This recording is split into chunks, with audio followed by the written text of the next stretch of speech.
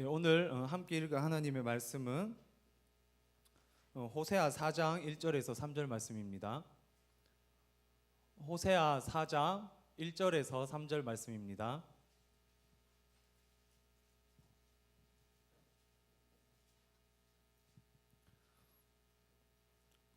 세 절이니까 함께 교독하도록 하겠습니다. 이스라엘 자손들아, 여호와의 말씀을 들으라.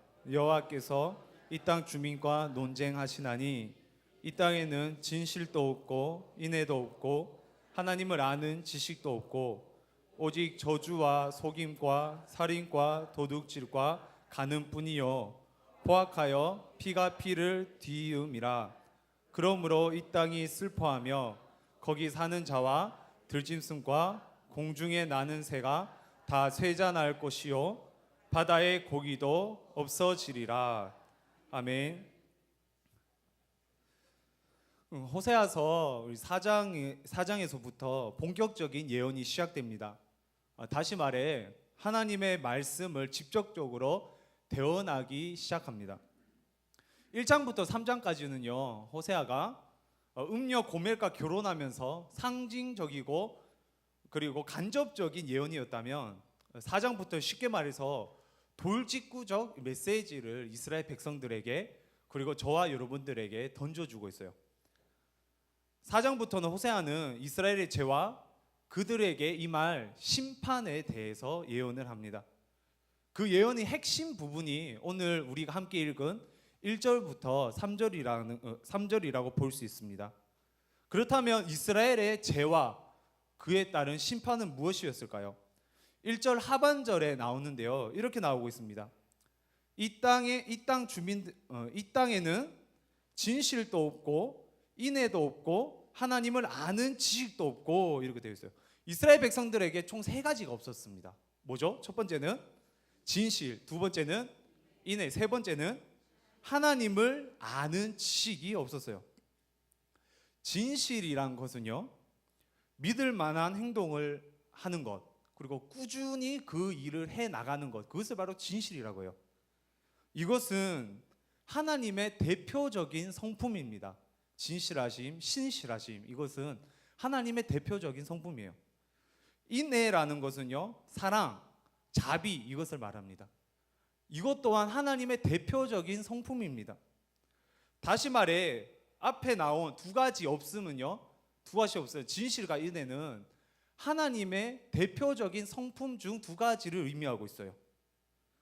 이것은 피조물인 인간이 도저히 할 수는 없지만 하나님을 통해 알 수 있는 그리고 따라 할 수 있는 성품 중 성품입니다.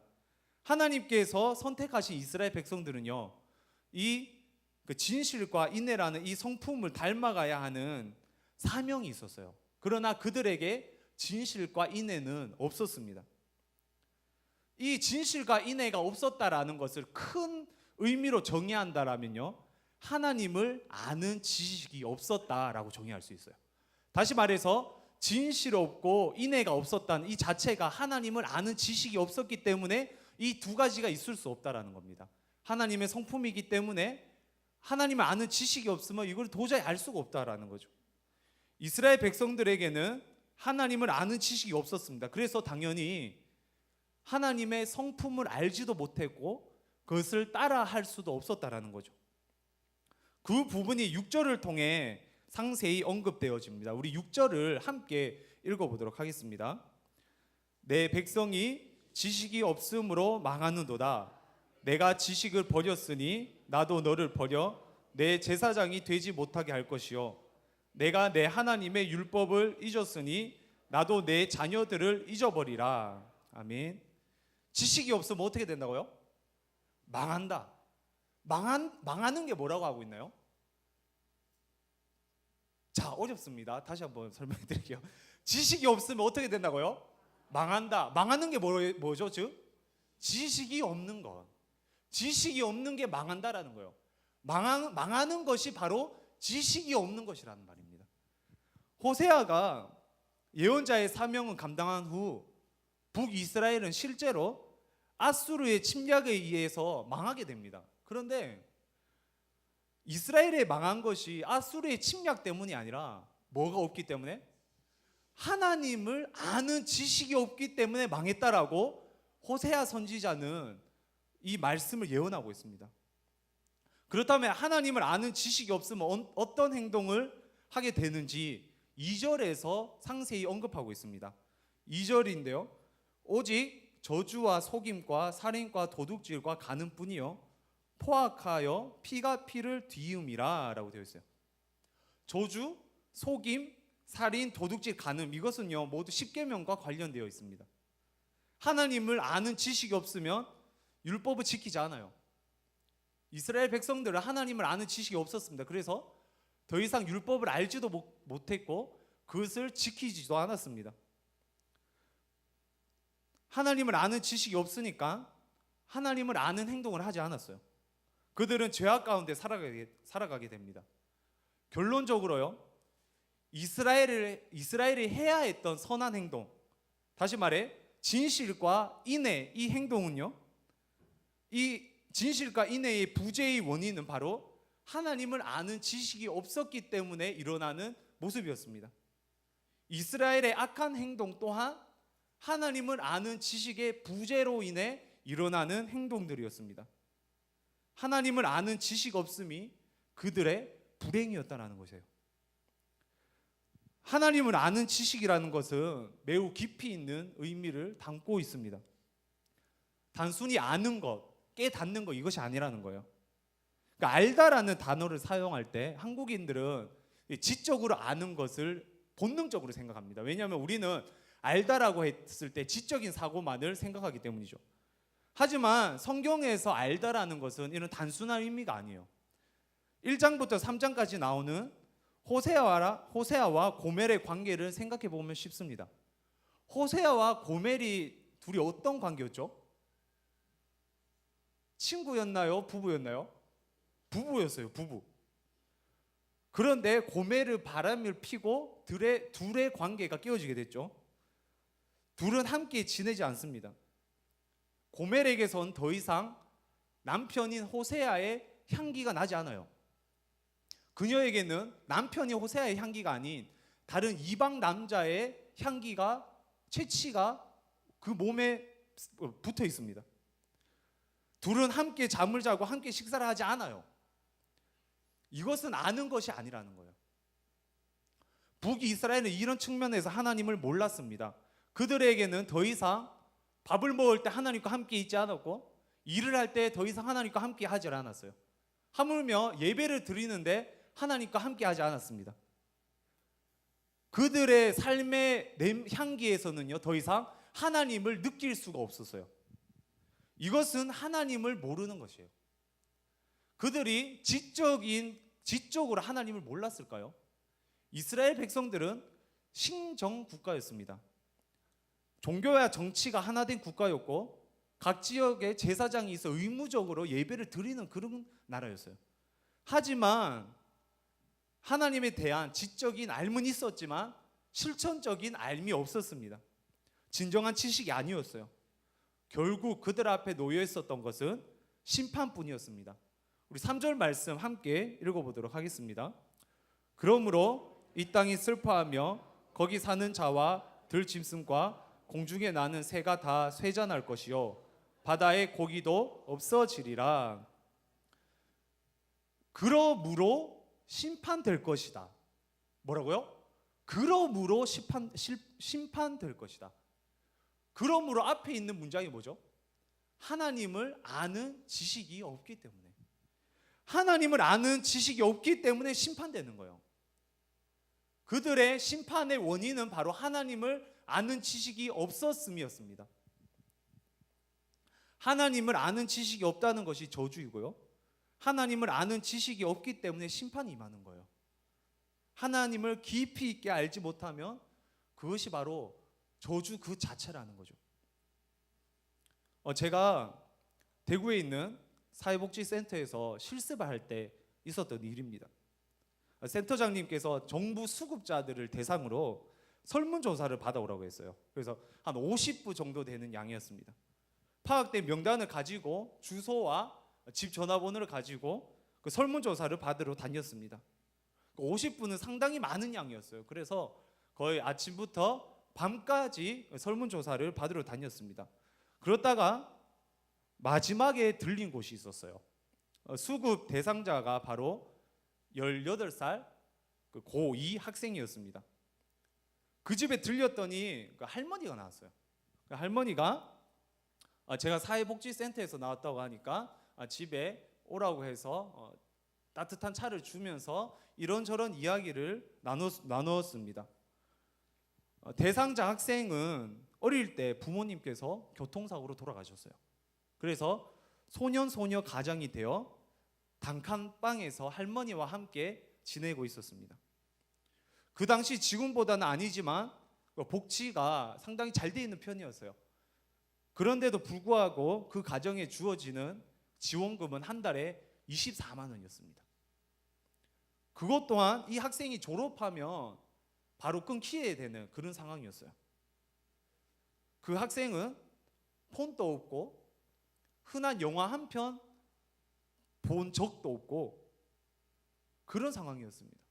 그 당시 최신형 폰을 가지고 있었고 보고 싶으면 마음껏 영화를 봤던 저에게 있어서 그 이야기를 들었을 때 너무 화가 나고 너무 안타까웠어요. 대학에 대한 꿈은 그 학생에게는 사치였습니다. 실업고등학교를 졸업하고 공장에 취업해서 자신을 길러준 할머니를 부양해야 하는 의무가 그 학생에게 있었습니다. 그렇게 되는 현실을 듣고 나서 너무 안타깝고 화가 나더라고요.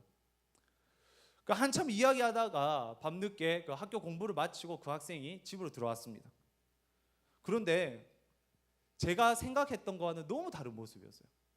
활짝 웃으면서 저를 맞이하고 저에게 인사를 하고 악수를 청하고 우울하기는커녕 너무 행복하게 보였습니다.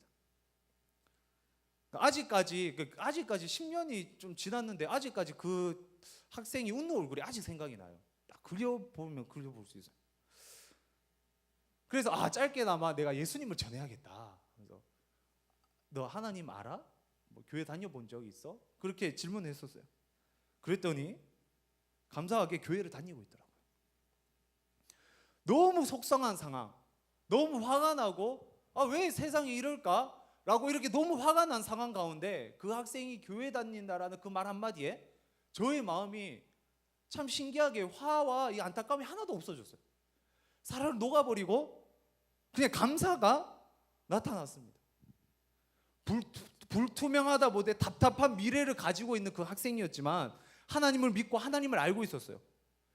하나님을 안다는 이야기를 듣고 난 후 다른 이야기 아닌 하나님을 믿고 있다라는 그 이야기를 듣고 난 후 저의 화는 없어졌습니다. 저희 부모님이 돌아가실 때 숨겨놓은 땅을 좀 시골에 한금 놔두고 가셨어요. 이 말이 아니었어요. 나 학교에서 항상 1등해서 삼성에 취업해요. 이런 것이 아니었어요. 나 로또 1등 당첨했어요. 이것이 아니었어요.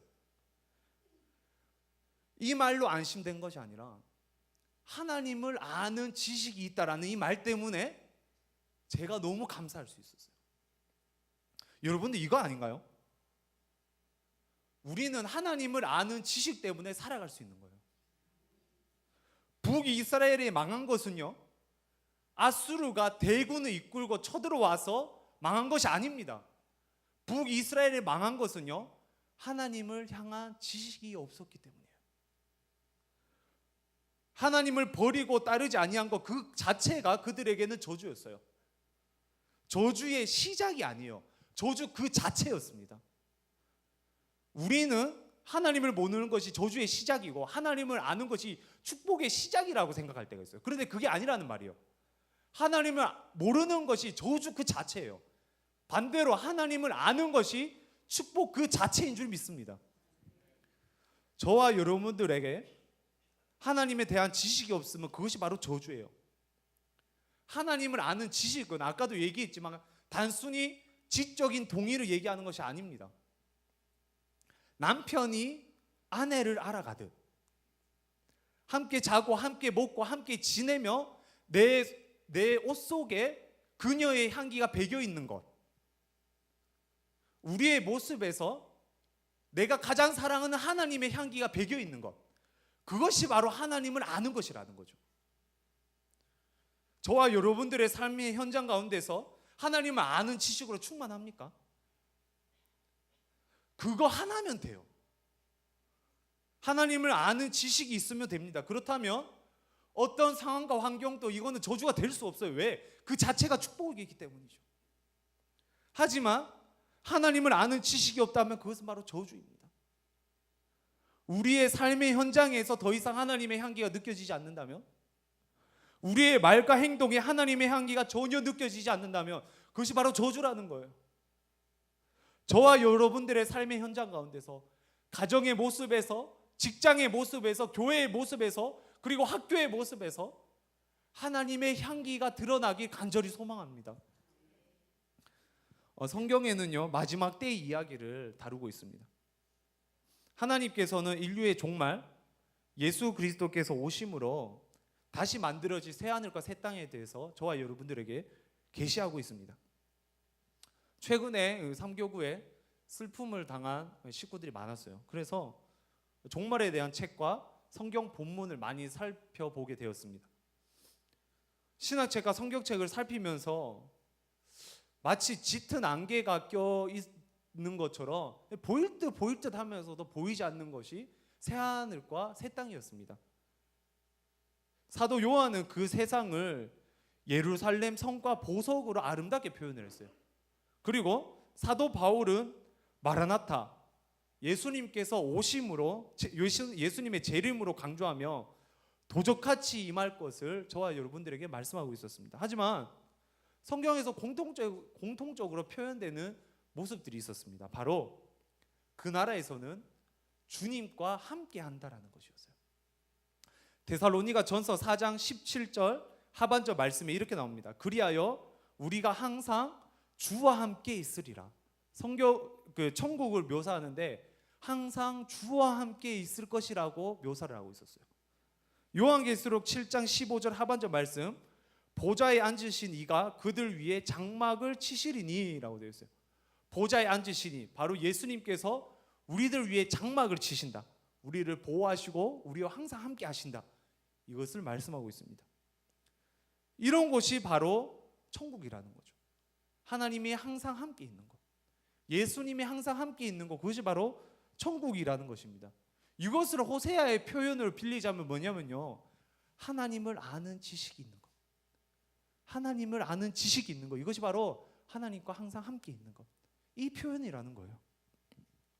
사랑하는 신일의 성도 여러분들, 하나님과 함께하는 것이 하나님을 아는 것입니다. 하나님을 아는 것이 바로 천국입니다. 그 나라는 고매처럼 바람 피는 것이 아니에요. 고매처럼 바람 피는 그런 나라가 아닙니다. 이스라엘처럼 하나님을 아는 지식이 없는 것이 아니에요. 지적인 동의만 있고 그 향기가 없는 것, 그런 것이 아니에요. 영원히 하나님과 함께 동행하며 지내는 것, 그것을 하나님을 안다라고 표현하고 있습니다. 하나님을 아는 지식이 없음이 저주라면, 반대로 하나님을 아는 지식이 있음은 저와 여러분들의 유일한 축복이 됩니다. 그렇다면 이 말씀이 지금을 살아가는 저와 여러분들에게 어떤 의미가 있을까요? 우선 저와 여러분들의 복과 저주의 시각이 변화돼야 돼요. 우리는 우리의 관점으로 복과 저주를 평가하곤 합니다. 우리 기준으로 잘 되면 복이고 우리의 기준으로 실패하면 저주라고 생각해요. 하지만 성경에서는 그렇게 말씀하시지 않습니다. 하나님을 아는 지식 없음이 바로 저주라는 거죠. 실제로 호세아가 본격적으로 사역을 시작했던 여로보암 2세 때는요, 북이스라엘을 가장 강대국이었을 때였어요. 다윗과 솔로몬 때처럼 엄청 거대한 강대국이었을 때였어요. 그런데 그때부터 저주가 선포되기 시작했어요. 왜? 하나님을 아는 지식이 없었기 때문에. 저와 여러분들의 삶의 현장 가운데 우리의 눈으로 복이 있는 것이 복이 아니라는 거예요. 그리고 반대로 우리의 눈으로 절망 가운데 놓여 있는 것이 절망이 아니라는 거예요. 하나님을 아는 지식이 있는 것이 축복이고 하나님을 아는 지식이 없는 것이 저주입니다. 하나님과 함께하는 것이 천국이고 가장 큰 축복입니다. 우리의 시선이 이렇게 바뀌어지길 간절히 축원합니다. 다음으로 우리의 삶의 현장 가운데 하나님의 함께하심을 날마다 묵상하고 간절히 원해야 됩니다. 우리의 가정에 하나님을 향한 지식이 없다면 그것이 바로 저주예요. 우리의 직장에 하나님이 없다면 그것이 바로 저주가 됩니다. 아무리 월급을 많이 받고 아무리 평탄한 삶을 산다 하더라도 하나님이 없으면 그것은 바로 저주인 거예요. 하지만 아무리 연약하고 부족해도 상대적으로 열등감을 가질 수밖에 없는 상황일지라도 하나님이 함께하면 그것이 바로 축복이 된 줄 믿습니다. 그래서 우리는 이 축복을 간절히 원해야 합니다. 날마다 묵상하고 간절히 기도해야 돼요. 하나님과 함께하면 그것이 가장 큰 축복이 되기 때문이죠.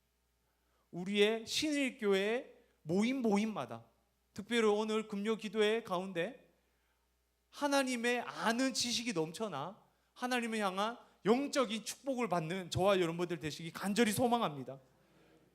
오늘 이 금요 기도회뿐만 아니라 우리의 학교와 우리의 직장과 우리의 가정 가운데서도 그렇게 되길 간절히 축복합니다. 말씀을 맺도록 하겠습니다. 이스라엘의 선한 행동인 진실과 인애의 부재의 원인은 바로 하나님을 아는 지식이 없었기 때문이에요. 이스라엘의 악한 행동의 원인 또한 하나님을 아는 지식이 없었다는 것에 있습니다. 하나님을 아는 지식이 없음, 그것이 바로 그들에게는 불행이었어요. 이와는 반대로 하나님을 아는 지식이 있다면 그것이 바로 천국입니다. 저와 여러분들의 삶이 천국이 되길 간절히 소망합니다. 그리고 오늘 금요 기도회가 하나님을 아는 지식이 충만해져서 하나님께 더욱 가까이 다가가는 시간 되시길 간절히 소망합니다. 우리 함께 기도하도록 하겠습니다.